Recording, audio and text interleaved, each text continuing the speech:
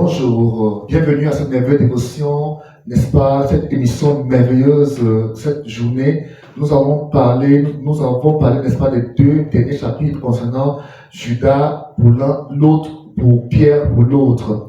Et aujourd'hui, nous voulons, n'est-ce pas, parler, n'est-ce pas, de Pierre et Judas, n'est-ce pas, quels ont été leurs comportements face à leur propre péché, comment les deux s'en sont sortis, quelles sont les leçons pour nous en tant que chrétiens contemporains à tirer et à retenir. Mais avant, nous allons prier et recommander ce moment entre les mains de notre merveilleux Seigneur. Merci Seigneur pour ta grâce, que tu nous donnes toujours d'enseigner. Donne-nous la capacité, protège, soutiens-nous le souffle de vie vient de toi, la grâce, la force de prêcher vient de toi. Donne-nous de le faire maintenant, dans le nom puissant de Jésus-Christ de Nazareth. Amen. Dans le livre de Matthieu, chapitre 26, verset 21 au verset 25, la parole de Dieu nous fait comprendre que, n'est-ce pas, le jour où le Seigneur s'est mis à table avec ses disciples, pendant qu'il mangeait, n'est-ce pas, il leur dit, vraiment, je vous l'assure, l'un de vous me trahira. Et les disciples furent consternés, et ils se mirent à l'autre à se justifier et à demander, Seigneur, ce n'est pas moi, n'est-ce pas? Même Judas le dit aussi. Et en réponse, il leur dit, celui qui a trempé son pain dans le pain avec moi, c'est lui qui me trahira. Certes, le Fils de l'homme s'en va conformément à ce qui est écrit dans les Écritures, mais malheur à celui à qui le trahit, il aurait mieux valu pour lui n'être jamais né. Judas, à son tour, qui trahissait, demanda, Maître, ce n'est pas moi, n'est-ce pas? Tu le dis toi-même, lui répondit Jésus. Vous voyez qu'ici, quand vous lisez bien les 4 évangiles, vous verrez avec quelle lucidité le Seigneur, quelle clarté le Seigneur parlait de la livraison de Judas, tout à l'heure pointant même du doigt. Pourquoi il le faisait? C'était des appels à la repentance. C'était des appels à la repentance dont le Seigneur voulait, n'est-ce pas, l'appeler pour lui montrer qu'il sait qui il est, qu'il sait ce pourquoi il est là, quelle est sa mission et qu'il croit en lui pour le pardon. Amen. Donc ici, on se rend compte que Judas, au contraire, ne recevait pas cet amour-là. Il ne voyait pas les choses comme ça là. Donc, face à son péché, la Bible nous fait comprendre que Judas eut des remords. Il eut des remords qui ne sont que selon l'apôtre Paul écrit dans 2 Corinthiens 7, verset 9 à 10, une tristesse mondaine. Donc une tristesse qui n'est pas de Dieu, donc une tristesse qui n'a pas de finalité de salut, mais une tristesse qui a la finalité d'auto-jugement. Ici donc, Judas n'a pas reçu, n'a pas cru au pardon de Jésus. Il eut une contrition non complète, une condition qui le conduisit à ne pas recevoir l'amour et le pardon de Jésus. Dans le livre de Luc, chapitre 22, versets 31 à 32, la parole de Dieu nous montre là-bas que Jésus leur avait prédit à tous que cela arriverait. Donc même la traîtrise de Judas arriverait. Donc c'était des choses qui avaient été prévues, qui avaient été prédites, qui avaient été préparées et il le savait. Vous vous souvenez que Pierre s'est même appuyé sur ça pour y venir. Parce que lorsque le coq chante 3 fois, Pierre se rappelle que le Seigneur lui avait dit avant qu'il ne commette la faute. Donc Judas doit aussi s'appuyer sur ce même principe pour comprendre que Jésus savait qu'il allait le faire et il avait déjà pardonné, mais Judas n'a pas reçu cela. Dans Luc chapitre 22, verset 31 à 32, la parole de Dieu nous dit, Simon, fais attention, dit Jésus, Satan vous a réclamé pour vous cliver comme du froment, n'est-ce pas? Mais moi j'ai prié pour toi. Il a prié pour ses disciples, mais beaucoup plus pour Pierre, afin que ta foi ne vienne pas à être brisée. Mais, et toi, quand tu seras revenu, fortifie tes frères. Vous voyez? Donc même Jésus avait donné pour mission à Pierre de fortifier tous ses frères, y compris Judas Iscariote. Amen. Donc, Jésus priait pour eux. Mais quand on va voir, n'est-ce pas, quand on va bénir la parole de Dieu de manière profonde et qu'on va comprendre, à comprendre pourquoi Judas, n'est-ce pas, s'est même suicidé après qu'ils soient rendus compte qu'ils allaient tuer Jésus. La Bible dit qu'on peut comprendre que certainement Judas, n'est-ce pas, ne se sentait pas digne de recevoir le pardon de Dieu. Judas certainement croyait que la faute qu'il avait commise était irréparable. C'était une faute. Judas pensait certainement que la faute, et je veux rappeler que sous Moïse, il y avait des fautes irréparable. Le sang des boucs et des taureaux ne lavait pas toutes les fautes. Non, non, non, il y avait des fautes où il fallait la mort de la personne, soit par lapidation, soit par autre chose. Alors, Judas n'a pas accédé, n'a pas laissé l'amour de Jésus pénétrer son cœur, entrer dans son cœur pour qu'il soit pardonné. Donc, ça c'est la première thèse. La deuxième thèse est que il avait, pour lui, il a cru qu'il a commis un mal impardonnable, un mal que lui-même ne peut pas se pardonner. Parce qu'avant que vous puissiez, n'est-ce pas, recevoir le pardon de Dieu, vous devez avoir la foi que Dieu est capable de vous pardonner. Vous devez avoir la foi que Dieu a, que l'amour de Dieu pour vous est plus élevé que votre faute, que votre péché, que votre vice, que votre iniquité. Amen. La troisième chose qui a poussé Judas à ne pas recevoir le pardon de Dieu, c'est parce que sa repentance n'était pas dirigée vers Dieu. Il veut se repentir vers les gens à qui il a versé de l'argent pour vendre Jésus. Or, c'était des gens qui étaient iniques. Pourtant, la repentance de Pierre, on se rend compte que Pierre, n'est-ce pas, va, n'est-ce pas, se repentir vers le Seigneur. Dans Matthieu 9, verset 13, la Bible nous fait comprendre que Jésus, quand il parlait à ses disciples, il leur montra qu'en fait, il est venu non pas pour les justes, mais pour les injustes. Verset 10, il dit, chapitre 9, pardon, verset 13, il dit que je désire que vous fassiez preuve d'amour envers les uns, envers les autres, plutôt de m'offrir des sacrifices. Car je ne suis pas venu appeler les justes, mais les pécheurs. Ici, Pierre avait compris que Jésus n'était pas venu appeler les justes, mais les pécheurs. Donc il s'est inscrit parmi ceux vers qui Jésus avait été destiné. Voilà pourquoi il avait compris qu'il était donc capable du pire des vices. C'est vrai qu'on comprenait que Pierre était un homme qui comptait sur lui-même, sur sa force pour suivre Jésus. Et là, sa chute va l'amener à comprendre qu'il n'est qu'un homme. Il aime le pire des pécheurs. Car il n'avait pas pu tenir, n'est-ce pas, sa promesse, ne serait-ce que pour 24 heures. Que dis-je? Ne serait-ce que pour 12 heures de temps. Il n'a pas pu tenir sa promesse de suivre Jésus, même s'il fallait mourir pour lui. Il n'a pas pu tenir ses promesses 12 heures de temps. Et c'est ça qui l'a fait mal. Dans le livre de 2 Corinthiens, chapitre 7, verset 9, verset 10, lisons très vite, il dit, ici la Bible nous montre la repentance de Pierre. Pierre pleura amèrement. Pourquoi pleura-t-il amèrement? Pierre pleura amèrement devant Dieu parce qu'il réalisa combien sa nature humaine était faible, était, n'est-ce pas, était tellement instable. On va lire dans 2 Corinthiens chapitre 10, là où là, Paul dit que la tristesse, la repentance que Pierre a eue était une repentance qui le conduisit à la vie, alors que la tristesse n'est-ce pas, que Judas Iscariote eut le conduit plutôt à la mort, parce que ce n'était pas une repentance propre, claire, c'était une repentance farcie, elle n'était pas accompagnée d'un changement d'attitude. On n'a plus vu, n'est-ce pas, Pierre renier Jésus, mais plutôt il a été engagé. Matthieu 26, verset 33 à 35, la parole de Dieu nous dit clairement ceci, il est écrit ceci. Voilà, Pierre prit la parole et dit, même si tous ceux-ci sont ébranlés, à cause de toi, cela ne m'arrivera pas. Donc Pierre va se souvenir comment il a dit ces paroles-là, comment il a tenu ces paroles, mais au verset 69 à 75, il va se rendre compte comment il va être ébranlé, plus ébranlé que tous. Donc, il va comprendre que l'amour de Jésus pour lui, qui avait vu qu'il le renierait 3 fois de suite, n'est-ce pas, était plus fort que son reniement. Donc en fait, Pierre va se rendre compte que Jésus avait vu qu'il allait le renier 3 fois. Bien qu'il soit en train de dire que je ne t'abandonnerai pas, je serai avec toi, même s'il faut mourir, je serai avec toi. Il se rend compte que pendant qu'il disait ça, Jésus lui voyait plutôt sa chute. Jésus plutôt voyait comment il avait renié 3 fois, mais il l'avait déjà pardonné. C'est pourquoi il lui a dit, tu me renieras. Donc il va réaliser que avant même qu'il commette la faute, l'amour de Dieu l'inonde, l'amour de Dieu l'embrasse. L'amour de Dieu, n'est-ce pas, la saille, le cerne, l'étreint, au point où il n'a de choix que aller recevoir quoi, le pardon de Dieu. Il va se rendre compte de ça. Il va se rendre compte de l'amour inouï de Jésus envers lui. Et c'est ça qui va le pousser à la repentance à pleurer amèrement. Toi, qu'est-ce qui te pousse souvent à la repentance? Est-ce que c'est ton cerveau? Est-ce que c'est ta mémoire? Est-ce que c'est un mécanisme psychique? Est-ce que c'est un mécanisme psychologique?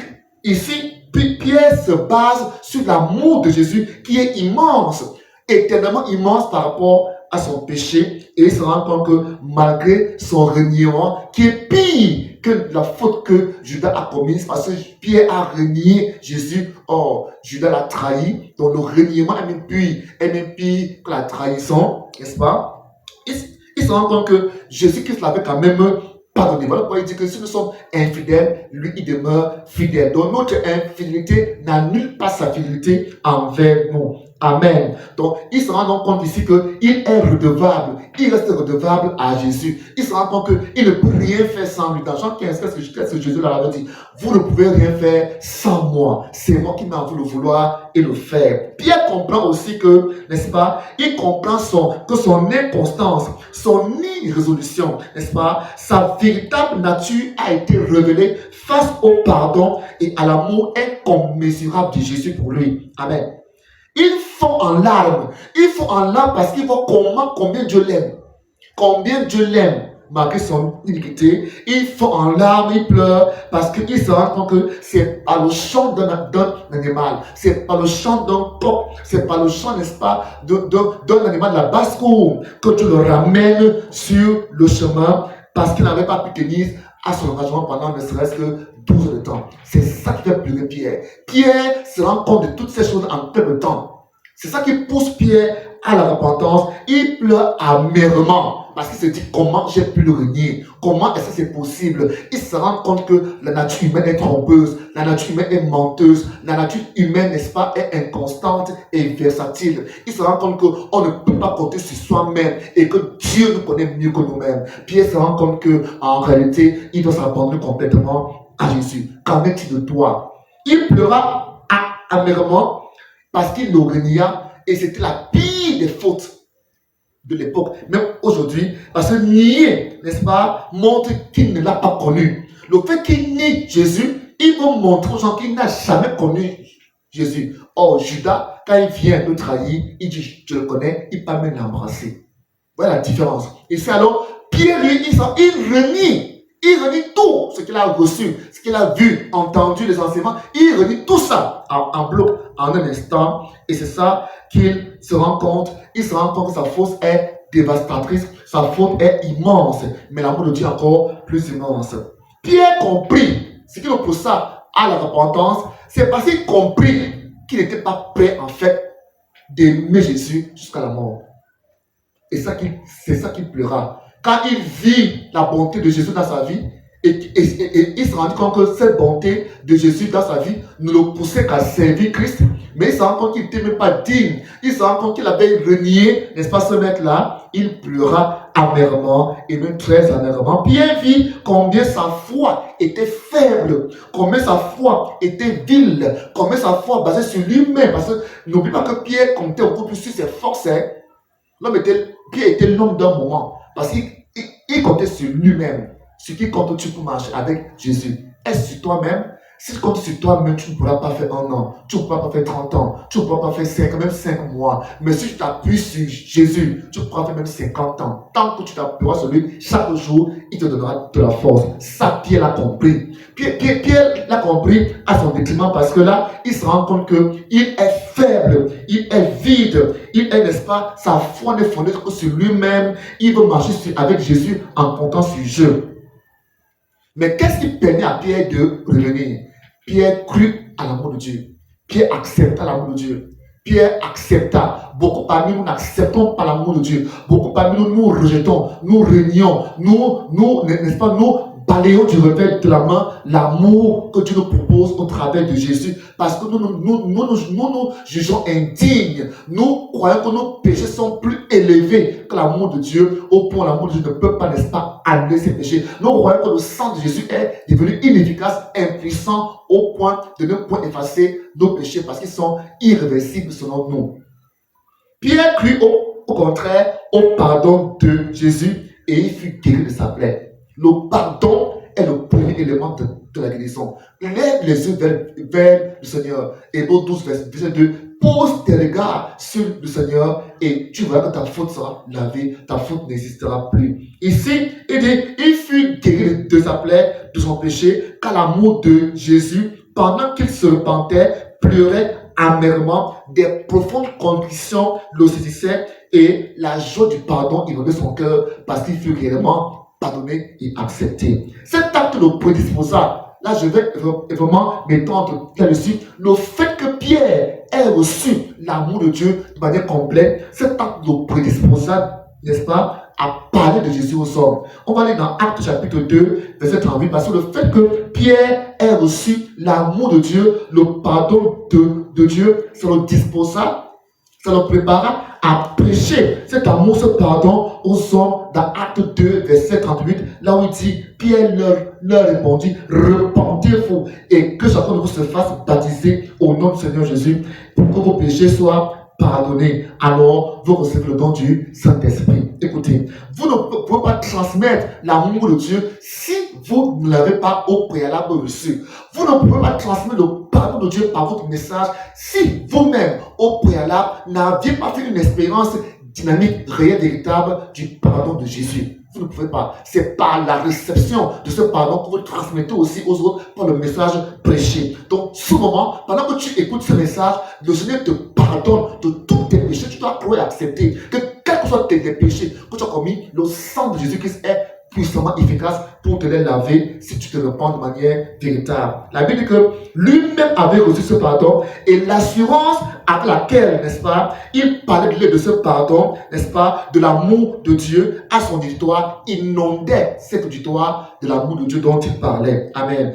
Et c'est cet amour-là qui les poussait à la repentance, qui les poussait à recevoir l'amour de Dieu. Écoutez, ce qui pousse les pécheurs à se repentir, c'est quand ils reçoivent l'amour de Dieu, c'est quand ils se rendent compte, n'est-ce pas, de la véracité, de la vérité, de la réalité de l'amour de Dieu. Dans Acte 2, verset 23 au verset 24, l'apôtre Pierre, n'est-ce pas, et dans Acte 2, 38, l'apôtre Pierre va accuser ses auditeurs, n'est-ce pas, d'être coupables de la mort de Jésus. J'aimerais lire, n'est-ce pas, Acte 2, verset 23 au verset 24. Il dit ceci, écoutez bien Israélites, c'est ce que j'ai à vous dire. Vous le savez tous, Jésus de Nazareth, cet homme dont Dieu vous a montré qu'il l'approuvait à accomplir par son moyen au milieu de vous des miracles, des signes, des actes extraordinaires, a été livré entre vos mains conformément à la décision que Dieu avait prise et au projet qu'il avait établi d'avance. Et vous l'avez tué en le faisant crucifier par des hommes qui ne connaissaient pas Dieu. Amen. Verset 24. Mais Dieu a brisé les liens de la mort et l'a ressuscité, car il était impossible que la mort le retienne captif. Ça, c'est ce que Pierre explique. Vous voyez qu'ici, quand il parle, n'est-ce pas, dans Acte 2, 23 à 44, il rend coupable ses auditeurs. N'est-ce pas, ce qu'il écoute là, ce qu'il entendait, il les rend coupable de la mort de Jésus. Donc, il les rend directement coupable de la mort de Jésus. Et c'est pour dire que si Pierre, aujourd'hui, parlait de l'amour de Jésus, il nous rendait coupables, nous aussi, de la mort de Jésus, parce que les péchés qui poussaient ces gens à livrer, à renier, à tuer, à crucifier, n'est-ce pas, Jésus, sont en nous, sont également en nous. Donc, au travers des péchés qui sont en nous, nous identifions à Pierre, à Judas, à Ponce Pilate et à tous ces gens, même aux soldats romains qui ont crucifié Jésus. Alors Pierre ici montre à son auditoire que ce sont eux qui ont tué Jésus. Ici, il ne fait aucun cas de Judas Iscariote. Pour montrer que Judas Iscariote n'a tracé que sa voie. Judas Iscariote n'a tracé que son sillon qu'il a tracé lui-même et a suivi pour le Père. Mais la voie qui était tracée devant tous était la voie du salut, la voie pour aller vers Jésus pour recevoir le pardon. Amen. Donc ici, Pierre accuse donc ses auditeurs, n'est-ce pas, d'être coupables de la mort de Jésus. En aucun cas, il parle de l'acte de Judas Iscariote. Il assure le pardon de Jésus. Donc Judas aussi, s'il était resté vivant, s'il s'était repenti, comme Pierre, il aurait continué sa mission avec Jésus. Et je pense même qu'il serait même l'un des apôtres les plus puissants parce qu'il aurait joui du véritable amour de Jésus. Mais auparavant, qu'est-ce qui s'est passé? Si vous comparez les deux, on va dire que Judas a été, n'est-ce pas, possédé par Satan. Oui, on va aussi dire que même Pierre, parce que on a vu tout à l'heure, et même dans les émissions précédentes, que Jésus a n'est-ce pas, appelé Pierre Satan. Il lui a dit, arrête de moi, Satan. Amen. Il dit, tu t'opposes à ma mission. La même chose, n'est-ce pas, qu'on dit de Judas Iscariote, d'autres que Satan était entré en lui. On voit également Pierre qui est sous l'influence de Satan. Et plus tard, on voit comment Jésus qui leur dit que le diable vous a réclamé pour vous crier comme du fourment. Donc tous étaient, n'est-ce pas, sous contrôle de Satan. C'était pas seulement Judas Iscariote. Donc ne pensons pas que Judas Iscariote s'est perdu parce que c'était Satan. Non, mettons Satan à l'écart et prenons nos responsabilités nous-mêmes. Parce que si on pose la responsabilité de la perte de Judas sur Satan, alors nous sommes en train de nous disculper, n'est-ce pas, de la responsabilité qui nous revient. On comprend ici que Judas, n'est-ce pas, Satan entre en lui et Jésus l'appela démon. On voit aussi que Jésus appela, n'est-ce pas, Pierre, Satan aussi, mais parmi les deux qui étaient sous l'influence de Satan, même tous les autres, un seul parvint à la vie, l'autre parvint à la mort. Pourquoi? À cause de la vraie et de la fausse repentance. Écoutez, le problème n'est pas Satan, le problème n'est pas le démon, le problème n'est pas le péché, le problème c'est toi et c'est moi. Quels sont nos comportements face au péché? Qu'est-ce que Dieu veut que nous puissions comprendre de cet enseignement aujourd'hui? Dieu veut que nous puissions recevoir et accepter l'amour de Dieu au travers de Jésus, son Fils unique. Face au péché, même les plus terribles, même les plus irréversibles, même les plus sales, même les plus douloureux, même les plus noirs, même les plus dégradants, même les plus anciens, le sang de Jésus est efficace pour les laver. Il faut que dans votre conscience, votre subconscient, dans votre âme et esprit, vous ayez l'assurance que le sang de Jésus a la capacité non seulement de vous laver, de vous guérir, de vous restaurer, mais aussi son esprit, l'esprit de Dieu qui vit en vous, vous permet de ne plus vivre dans ce même péché. La différence entre la repentance de Judas et la repentance de Pierre est que la repentance de Pierre, après qu'il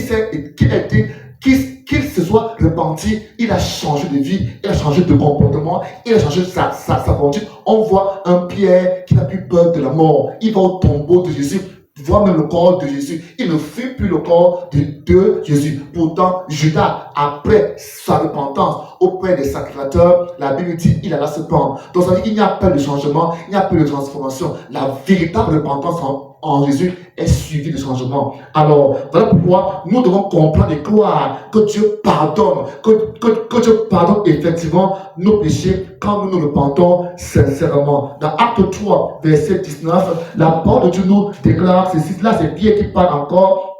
Il dit au verset 19, maintenant repentez-vous, tournez-vous vers Dieu pour qu'il efface vos péchés. Il faudrait que nous puissions voir la véracité et la profondeur de nos péchés pour être pardonnés. Dans 1 Jean 1, verset 9, il dit que nous devons avoir l'assurance que Jésus-Christ, n'est-ce pas, auprès du Père, est notre avocat et son sang est efficace pour laver et purifier tous nos péchés. Voilà pourquoi, une fois que nous avons éprouvé une profonde tristesse, une profonde repentance, une repentance véritable, accompagnée de confession, accompagnée, n'est-ce pas, de confession véritable, de contrition, n'est-ce pas? Une fois que nous nous repentons sincèrement, une fois que nous nous confessons nos péchés, n'est-ce pas, nous devons avoir la foi qu'ils ont été pleinement pardonnés, même les conséquences n'ont plus de pouvoir sur nous, parce que le sang de Jésus enlève les péchés et même les conséquences. Nous devons, n'est-ce pas, aller de l'avant, marcher en nouveauté de vie, sans plus revenir en arrière sur les péchés qu'on a confessés. Ainsi, Dieu, nous serons